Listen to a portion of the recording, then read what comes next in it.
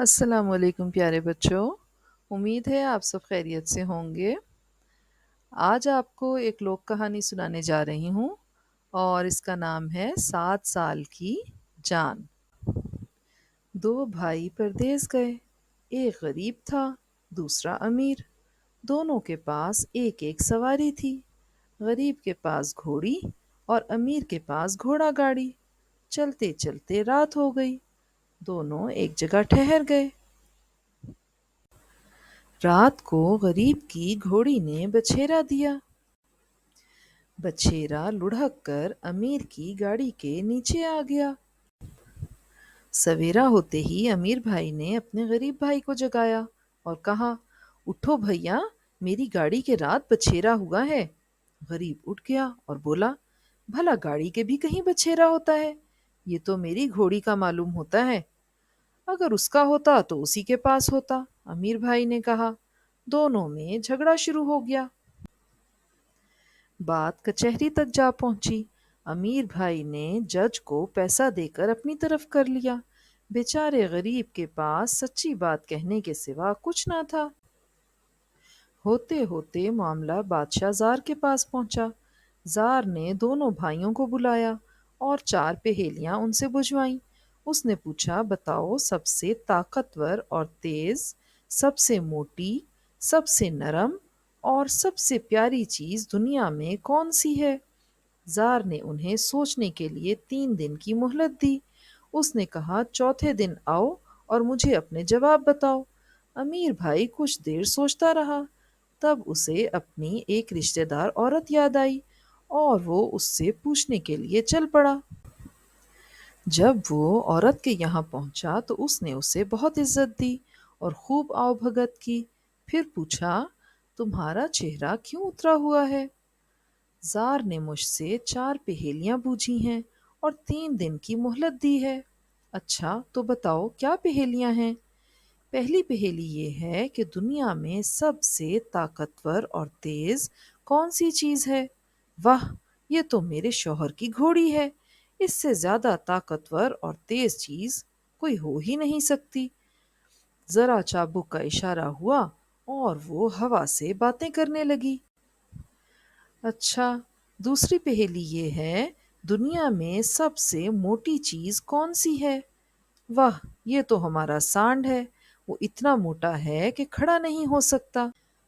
तीसरी पहेली ये है कि दुनिया में सबसे नर्म चीज कौन सी है? वाह, ये तो मेरा परों वाला बिस्तर है।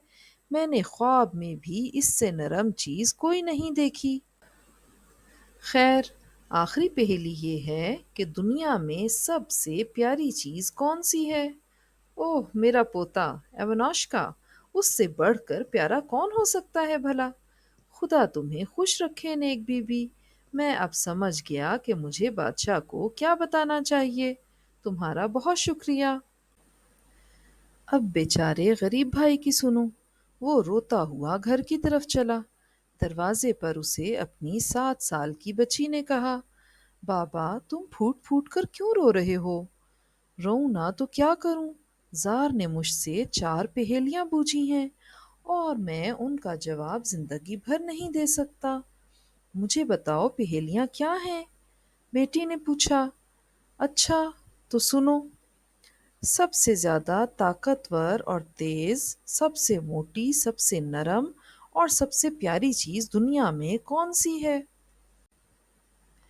जार के पास जाओ बाबा और कह दो कि सबसे ताकतवर और तेज चीज आंधी है।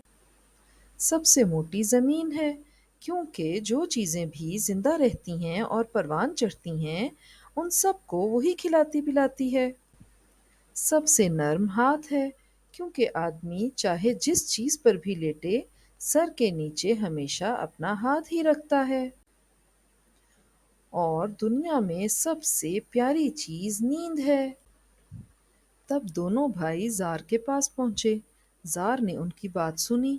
फिर उसने गरीब से पूछा, ये जवाब तुमने खुद सोचे हैं या किसी ने तुम्हें बताए हैं? हुजूर, मेरी एक बेटी है, 7 साल की। उसी ने मुझे ये जवाब बताए हैं। बादशाह ने कहा, अगर तुम्हारी बेटी इतनी ही अक्लमंद है तो ये थोड़ा सा रेशम ले जाओ। اور اس سے کہو کہ میرے لیے ایک عمدہ سا تولیہ کل صبح تک بن دے۔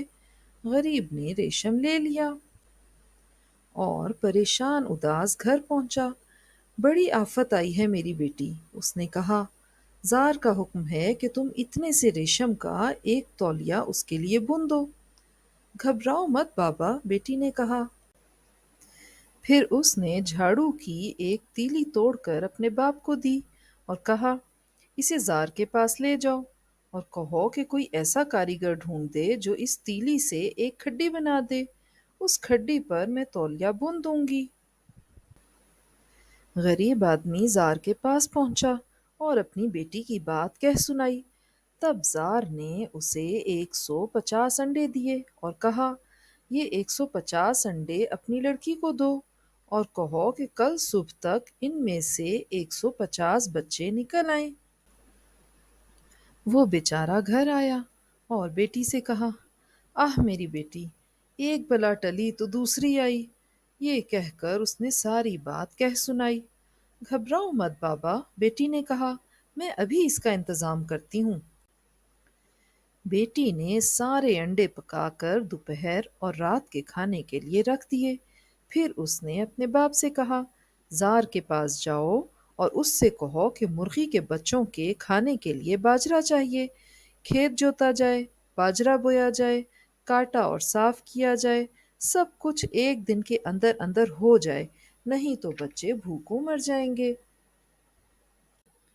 زار نے غریب آدمی کی پوری بات سنی اور کہا، اگر تمہاری بیٹی اتنی ہی عقل والی ہے تو اس سے کہو کل صبح یہاں آئے۔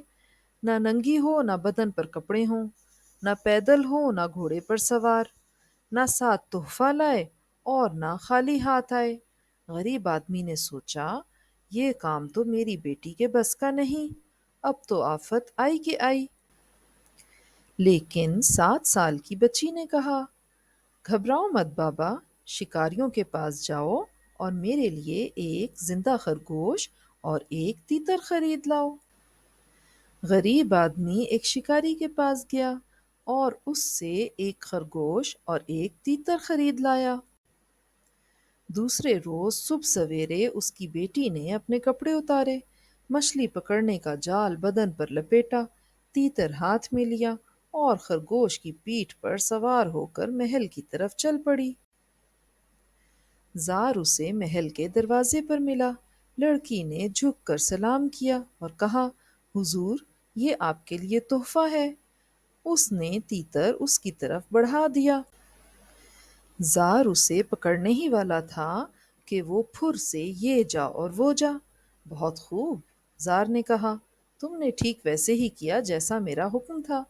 اچھا، اب یہ بتاؤ، میں جانتا ہوں کہ تمہارا باپ غریب ہے، وہ تمہارے کھانے کا کیا بندوبست کرتا ہے؟ میرا باپ سوکھی زمین پر مچھلیاں پکڑتا ہے اور میں ان کا مزیدار سالن پکاتی ہوں۔ بادشاہ بولا، واہ بے وقوف لڑکی، بھلا کہیں خشک زمین پر بھی مچھلیاں ہوتی ہیں؟ مچھلیاں تو پانی میں رہتی ہیں۔ اور آپ تو عقل مند آدمی ہیں حضور، آپ نے کسی گاڑی کے بچھیرا ہوتا دیکھا ہے؟ بچھیرا تو گھوڑی کے ہوتا ہے، گاڑی کے نہیں۔